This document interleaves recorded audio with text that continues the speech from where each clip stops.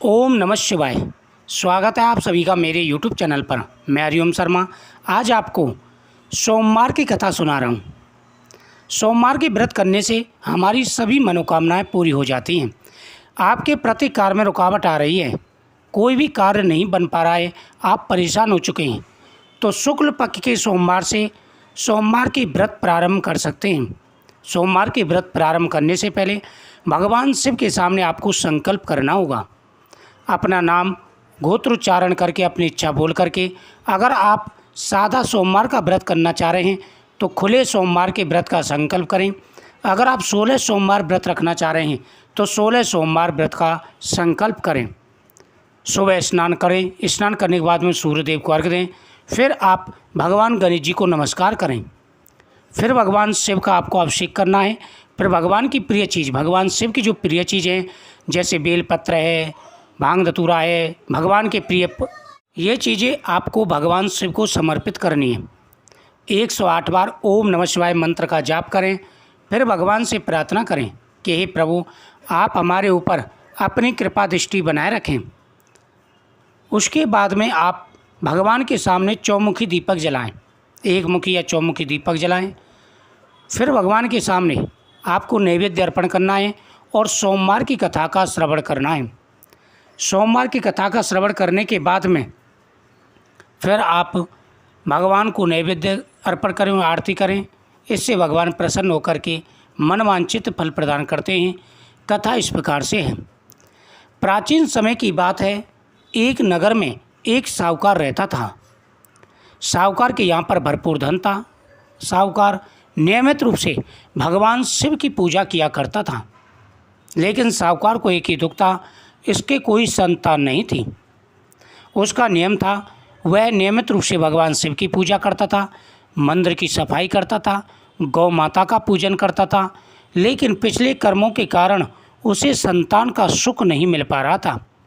इससे वह दुखी हुआ।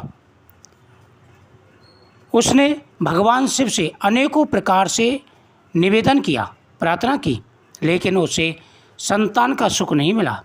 एक बार वह भगवान शिव के सामने बैठा हुआ प्रार्थना कर रहा था। वहाँ पर और भी भक्त बैठे थे। माता पार्वती ने भगवान शिव से कहा कि हे प्रभु, यह आपका अनन्य भक्त है, काफ़ी समय से आपकी पूजा कर रहा है, लेकिन आप इसकी इच्छा पूरी क्यों नहीं करते। भगवान शिव बोले कि हे देवी, यह संसार कर्म क्षेत्र है, व्यक्ति जैसा कर्म करता है उसे उसी प्रकार की फल की प्राप्ति होती है। यह साहूकार संतान प्राप्ति के लिए मेरी आराधना कर रहा है, लेकिन इसके भाग्य में संतान नहीं है। माता पार्वती ने कहा कि प्रभु, जब आप किसी की मनोकामना पूरी नहीं करेंगे तो भक्त आपकी आराधना क्यों करेंगे। बहुत से निष्काम भाव से करते हैं, लेकिन जो सकाम भाव से पूजा करते हैं उनकी तो इच्छा आपको अवश्य पूरी करनी चाहिए। भगवान शिव ने कहा कि देवी, तुम कहते हो तो मैं इसे संतान प्राप्ति का वरदान देता हूँ, मैं इसे पुत्र प्राप्ति का वरदान देता हूँ, लेकिन वह सिर्फ 16 साल तक जीवित रहेगा, उसके बाद उसकी आयु पूर्ण हो जाएगी। यह सब बातें सेठ सुन रहा था। उसे ना तो खुशी हुई ना ही प्रसन्नता हुई। वह वापस घर आ गया। कुछ समय के बाद में उसे एक सुंदर पुत्र पैदा हुआ। उसके घर में एक सुंदर पुत्र पैदा हुआ। उसकी पत्नी ने बड़ी खुशियां मनाई, परिवार ने खुशियां मनाई, लेकिन साहूकार के मुख पर ना तो गम था ना ही खुशी थी, क्योंकि उसे पता था कि यह सिर्फ 16 साल के लिए आया है। लड़का जब 11 साल का हुआ तो उसे चिंता सताने लगी। उसके बाद में जब वह थोड़ा और बड़ा हुआ तो उसने देखा कि अब लड़का जल्दी ही 16 साल का हो जाएगा, इसलिए उसने उसके मामा को बुला कर के भेजा। मामा आए और पूछा कि मुझे क्यों बुलावा भेजा है। तो सेठ ने कहा कि ऐसा करो, तुम अपने भांजे को काशी जी पढ़ने के लिए ले जाओ और रास्ते में दान पुण्य करते हुए जाना।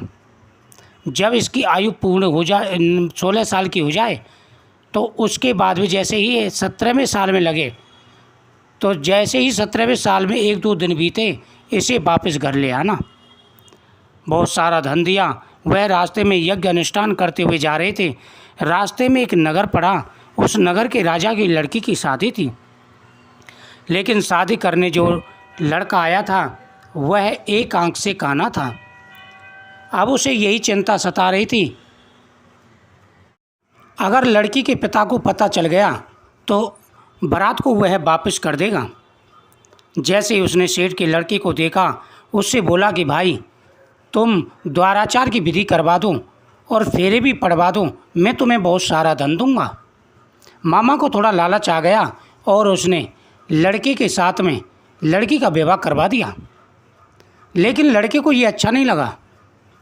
उसने कहा ये लड़की के साथ धोखा है, इसलिए उसने शादी के फेरों के वक्त लड़की की चुंदरी पर लिख दिया, मैं काशी जी पढ़ने जा रहा हूँ, जिसके साथ तुझे विदा करेंगे वह एकांक से काना है, मेरे साथ तेरा विवाह हुआ है, मैं काशी जी पढ़ने जा रहा हूँ। इतना लिख करके मामा भांजे उसी रात को निकल गए।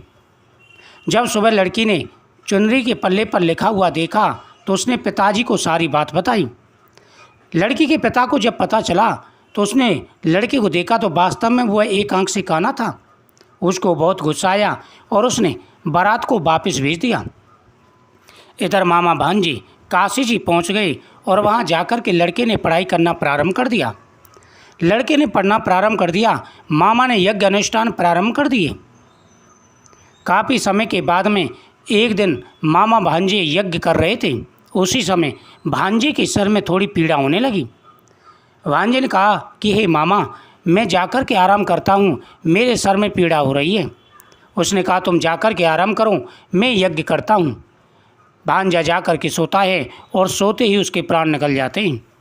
मामा यज्ञ समाप्त करने के बाद में भांजे को देखना जाता है और उसे देखता है तो वो तो मृत हो चुका है। मामा बड़े परेशान हुआ। उसने कहा कि मैं आगे रोना पीटना शुरू कर दूंगा तो यज्ञ अधूरा रह जाएगा। उसने पहले ब्राह्मणों को भोजन कराया, उनको विदा किया, फिर रोना पीटना प्रारंभ कर दिया। भाग्यवश उधर से माता पार्वती और भगवान शिव जा रहे थे। माता पार्वती ने कहा कि प्रभु आपकी नगरी में कोई दुखिया रो रहा है। भगवान शिव और माता पार्वती वहाँ पहुँचे तो भगवान शिव ने कहा ये तो उसी सेठ का लड़का है जो मेरे आशीर्वाद से हुआ था।